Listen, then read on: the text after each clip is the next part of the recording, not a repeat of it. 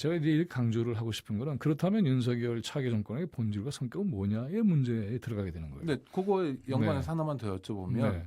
제가 만약 대통령에 당선됐다 하면 누구나 더 잘하고 싶어지잖아요. 역사에 남는 대통령이 되고 싶고 일반적으로는. 뭘 잘하고 싶을까요? 이게 이제 문제가 되는 그러니까. 거죠. 네, 그래서 여쭤보는 거 어떤 마음이길래 이런 분들을 총리 또는 장관 후보자로 지명했을까요? 자, 그러니까는 윤석열 당선자의 경우에 있어서는 검찰이라고 하는 공적 조직을 사유화한 것 아니냐라는 비판을 많이 받아왔어요. 네.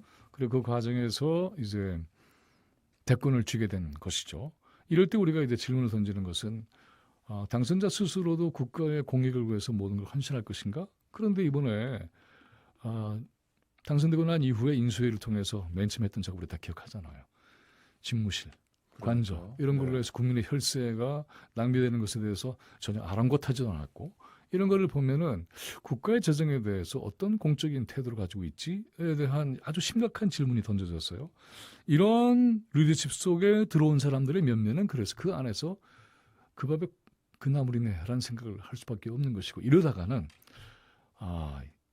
이 사람들이 국정을 책임지기보다는 혹시 다른 속셈이 있는 거 아니야? 아니, 그러니까 그런 이렇게는 생각하게 뭐 되는 것이고 국가를 사익 추구의 하나의 도구로 본다 이런 말씀을 하시려는 사회 건가요? 추구 정도로 끝나는 게 아니고 네. 다른 예를 들어서 론스타의 경우를 봐도 이게 외국 자본에게 한국 자본 시장이 털리는 것이고 그것을 국가가 규제에 반하는 형태로 제도적으로 허용해버리는 과정까지 가게 된다고 한다면 이건 뭐 엄청난 문제죠. 단순히 사익 추구의 문제 정도가 아니라 국민 전체와 국가 경제 자체가 굉장히 취약해지고 방어막이 뚫리는 이런 거 우리가 감당할 수 있을까 하는 것이죠. 그러니까 네. 예를 들면 이런 것도 생각해 볼 수 있겠네요. 지금 저 민자 고속도로 같은 경우에 수익을 네. 30년 동안 보장해주고 그 최대 주주가 국민연금인 경우에는 그래도 그 수익이 국민들에게 돌아가니까 괜찮은데 거기에 약탈 자본이랄까 투기 자본들이 들어와 가지고 손님도 없는 수익도 안 나는 거를 뭐 30년 동안 보장받으려면 지방 정부나 또는 당연하죠. 중앙 정부가 그 요금을 대줘야 되고 수익을 보장해 줘야 되고 이런 식으로 길을 터주기 시작하면 국민들이 앉아서 재산을 뺏기게 되는 뿐만이 사태가 아니라 벌어진다는 지금 거죠. 이제 나오는 네. 게 이제 말은 좀 약간 뒤집었습니다만은 네. 한 점 독점 체제를 깨겠다. 그런데 정기 민영화는 아니다. 이제 거기에 대해서는 이제 문제 제기를 하니까 그렇게 반론을 폈어요. 그런데 독점 체제를 깨면 누군가는 들어와야 되는데 그렇죠.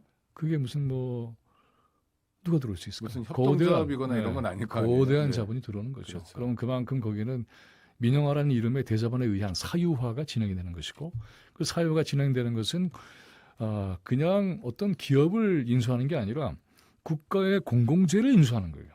국가의 그렇죠. 전기 없이 공공재는 못살 수 국민의 없는. 자산입니다. 네. 네. 근데 이것이 이제 예를 들자면 지하철도 그렇지만은 수익이 안 맞아도 공공 서비스 차원에서는 유지해야 되는 게 맞잖아요. 네. 만약에 전기가 그리고 그런 이 대자본의 사유 과정에 들어가게 된다고 한다면 어떻게 될까요? 전기료 인상은 뭐 눈에 불을 보듯 뻔한 것이고 이것은 당연히 국민의 부담으로 돌아가는 것이고 그다음에 이것을 메꾸기 위해서는 탈원전 정책 자체가 근본적으로 좌절될 텐데 향후에 이제 기후 위기라고 하는 형태를 통해서 전 세계가 체제 전환을 위해서 굉장히 많은 노력들을 하고 있는데 거기에는 입구도 못 가버리게 되는 것이죠. 그래서 한국 사회 전체가 전 세계의 변화나 전환의 속도나 내용에 비해서 엄청난 후진적 상황을 직면하게 될 수 있다. 단순히 부패의 문제만이 아니고 또 대외 약탈적인 자본에 의해서 한국 자본 시장이나 경제가 이른바 털리는 그런 것뿐만이 아니라 향후의 미래의 설계도 자체도 말하자면 엎어진다. 그래서 위기를 더욱더 가속화시킬 것이다. 국민 부담이 커진다면 만약 현실화된다면 네. 어떤 국민도 바라지 않을 텐데 참 걱정되는 사태이고요. 시간이 뭐 한 1분밖에 안 남아서 그래요? 네. 뭐 한동훈 후보자에 대한 얘기가 또 막 쏟아져 나오고 그러니까 있는데, 한동훈도 네. 그렇고요. 그다음에 종합복지부 장관도 그렇고, 그다음에 국방부 장관도 그렇고, 기재부 장관도 그렇고, 전부 다 보면은 특징이 있어요. 그 뭐냐면 자기들의 특권 체제를 통해서 뭔가를 다 이루는 사람들이죠. 공통점이, 네. 그리고는 그 내용을 보면 뭐 이 원희룡 국토부 장관 후보도 그렇고요. 법인카드 그런 것들. 그다음에 자기가 아름아름 끼리끼리의 어떤 이 계급적 결속을 통해서 자신들의 권력과 부를 대물림하는 시스템을 그대로 유지하는 조국 장관의 경우에 있어서 표창장 하나 가지고 난리를 쳐서 압수수색과 그다음에 거의 뭐 인권 유린에 한 가족을 도륙하다시피 했던 그런 근데 뭐 처음 과정을 보는 우리가 다 수사였습니다. 알고 네. 있는데 이거 뭐 거기에 비하면 엄청난 거죠.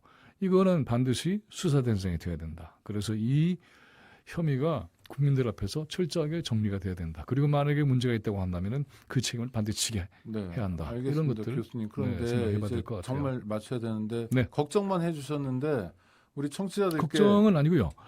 아니 그렇죠. 이제 국가가 그렇게 해서 인사청문회에서 그런 네. 식으로 밀고 나가야 되는 것이고요. 낙마를 시키고 이렇게 해서 당연하죠. 정상화해야 네, 된다. 당연한 네. 것이죠. 그래서 끊임없이 요구를 해야 됩니다. 그래서 그 기준에 맞는 사람이 없으면 뭐 못하는 거죠. 네. 예, 그리고 특히 이제 총리의 경우에 있어서는 만약에 총리가 낙마하게 될 경우에는 장관 제청권 자체가 주체가 없어져 버리니까는 그다음 후속 작업은 굉장히 어려울 겁니다. 그러니까 이러한 요구에 맞추어서 윤석열 차기 정권이 인사 문제에 대해서는 전혀 다른 판단과 기준을 새롭게 세우지 않으면 국민적 비판과 도전에 처할 것이다. 네, 시민들도 예의 주시할 필요가 있고요. 또 네. 야당이 될 민주당도 자기 역할을 제대로 해야 될 것 같습니다. 네, 오늘 말씀 감사하고요. 네. 앞으로 자주 모시도록 하겠습니다. 고맙습니다. 네, 예, 감사합니다. 수고하십시오.